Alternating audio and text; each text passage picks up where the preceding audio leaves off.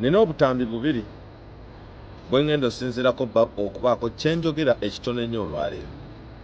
Obutambi obwo bombi mbasaba mubuwulirize ng'ate bwe musheyalinga vidiyo.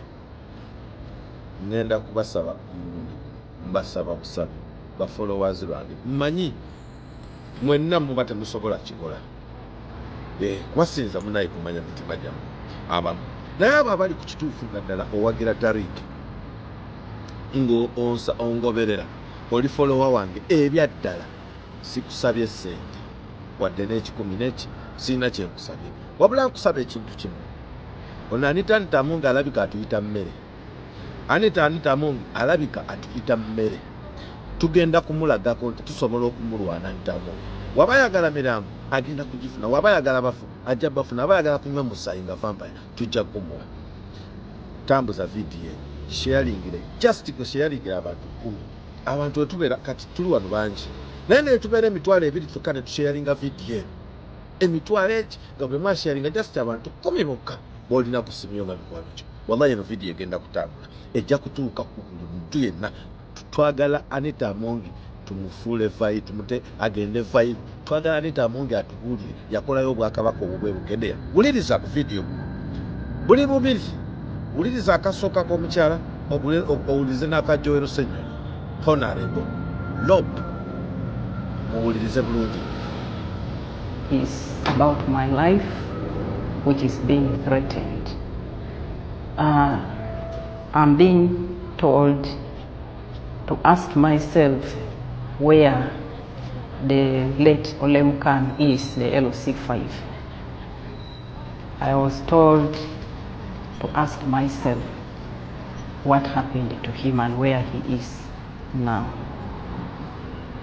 And then I was also told that I will not reach 2025 when I'm alive. So I don't know why, because I don't fight anyone. I'm a humble person who is down on earth to my family and to the people of Bukedia. So I don't know why I should be killed. I don't know why I should not reach 2025.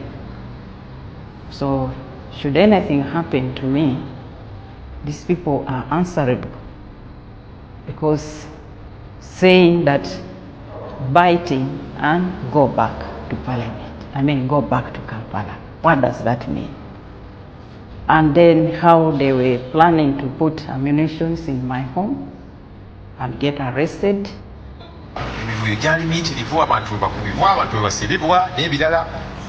Waliwo omusajja yitibwa David Stephen Omagoro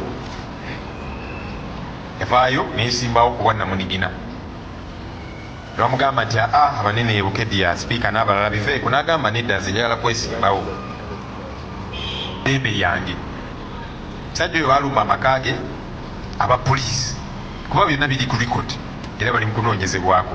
Abapoliisi ne bagenda n'abayaaye era n'abapoliisi abo baali 3 bakyanoonyezebwako ne babba ssente wowe ne bazitwala ne nomination papers zonna ne bazitwala mu June omwaka ogwo gwennyini ng'agenze kakiiko k'ebyokulonda ku ofiisi zaabwe ez'e Bukedia, ku ofiisi za electoral commission e Bukedia.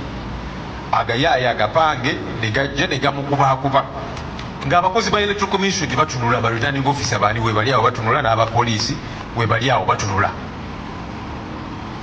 Eri y'omumenyi w'amateeka ono omwami omu mu kalulu ak'ekisanja ekiwedde kubanga ze atambula ye nga tabawagira basipiika n'abalala ate nga ddembiri enewo nga ye yeesimbawo ku bwannamunigina. Amaka ge gaalumbibwa, maama we n'attibwa agayaaye era ne kankano tebafunanga bwenkanya ono mwami y'omu ono. Bano abantu bakola bino byonna ekisooka naffe ababuulira dda Bannayuganda singa temugeza kusituka this time around. Mulabe ba criminals oyo Anita Amongi oyo omukyala oyo aswaza kugamba n'okumuyita omukyala kiswaza. Anita Ntamonge yaddira Bukeddeya yalifuula yatondayo obwakabaka bwe, abantu baayo bonna abayita babe, yasalawo ddi lw'onaasula ddi lw'otaasule, atta kyere awamba kyere, akola buli kimu kyayagadde Bukeddeya. Anita Ntamonge ossa abantu, mukazi gwe nakusuubiza tujja kukukwata, era nkugamba tujja kukukwata. Togenda kututta ffenna kutumalawo olimba, ate tosobola kubeera mukulembeze wa ggwanga, ekyo kikafuuwe. Olwana kusigala mu Uganda kugenda mu kkomera obulamu bwo bwonna. Oli criminal, Anita Amonge. You are a criminal. Ne banno mwenna muli ba criminals. Naye tubagamba kino, bannayuganda musituke, bano abantu baagala babikola bino kubanga bakimanyi, bakola eno kye bayita impunity. Bino byonna bye bakola babikola bakimanyi nti bagenda kujjawo okulonda. Parliament yebeeronda. Parliament y'ensi esuubirwamu okubeera nga ettundutundu lya gavumenti okuleetawo obwenkanya mu mateeka n'abantu ba bulijjo, okubanga yesiga lyokka ericonnectinga n'abantu ba bulijjo direct. Likulemberwe Kondo, likulemberwe omutemu, likulemberwe omuwambi w'abantu, likulemberwe omuntu ng'oyo Anita Amonge. Bannayuganda muzuukuke. Bano abatemu tebagenda kussa mukono, kyonna kye baagala ku ggwanga lyaffe bamalirivu. Obumalirivu bwe bakozesa nga balaga engeri gye baagalamu okubeera mu buyinza, bwe bumalirivu bwe tulina okukozesa obbajja mu ntebe. Bano abantu tulina kufa nabo, abaana baffe okuba n'emirembe. Tetusobola kufa mu nsi tuleke kino emisege gino gya Anita Ntamonge nga gye kikulembera abaana baffe. Tekisoboka, tetusobola kikkiriza ekyo. Egyo emisege egyo kye kikulembera abaana baffe bazzukulu baffe, tubaleke mu mikono gyabwe. Wallahi ekyo kikafuuwa. Bannayuganda mulina okusituka 2026. Bano abasajja tebagenda kutulangirira. Akakiiko k'ebyokulonda kalina ekkobaane ne bano abantu. Tunula ebintu ebikolebwa, abo babe abakama bonna bali wamu. Bano abantu beefuula nti basobola okulwana omunnayuganda.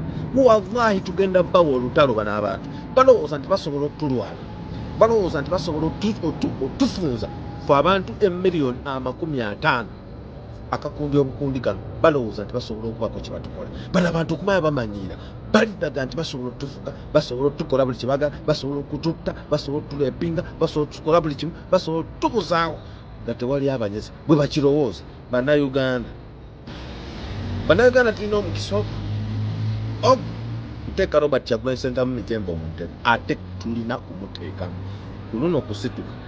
Bannayuganda bw'ogenda okulonda akalulu kalonde, mugende mulonde, mbegayiridde mugende mulonda akalulu. Bw'omala okulonda akalulu tovaawo, teri kuddaka akalulu kawe, teri kuddaka. Ate mutaba kuddaka bakabale nga tukagalita. Gundi ki NBS Katemba gwe bakola ku NBS gundi okulonda okuwedde bamutandise. Bannayuganda babuulira, bwe mutaasituke this time around mugenda kufanga enkoko mu nsi yammwe, bagenda bajjako ewammwe, bagenda bajjako olukusa olulonda, bagenda kutufuga nga n'okulya emmere batutegeerera bano abantu. Musituke this time around tugenda kulwanira akalulu kano, tugenda kugoba Museveni ne gurupu ye. Mulabe abakondo, buli kondo yenna yeetoolodde mukulembeze wa ggwanga mu Museveni, mukulembeze w'eggwanga. Buli mubbi yeetoolodde Museveni, buli mutemu yeetoolodde Museveni, buli muntu akoze ebikolobero ku Bannayuganda alimu enaaleero. Kati akabondo k'ababbi abawamba eggwanga lyaffe tuteeka obbagoba, akabondo k'abatemu abawamba eggwanga lyaffe tuteeka obbagoba. Bannayuganda musituke, beegayiridde, tubeegaya tufukamidde. Banaweereza message eno, sindika message eno eri buli muntu, kulonda na mutima, kulonda nalo, tugenda kusiba omutima, tugenda kubanja akalulu, tugenda goba embwasi, wallahi ya Mungu tugenda bajjawo. Ate we tufuna omukisa obbakwatako tubakwate, tugenda basiba. Wala ya Mungu tugenda bajjako buli kye babbye mu ggwanga. Bano abantu babi.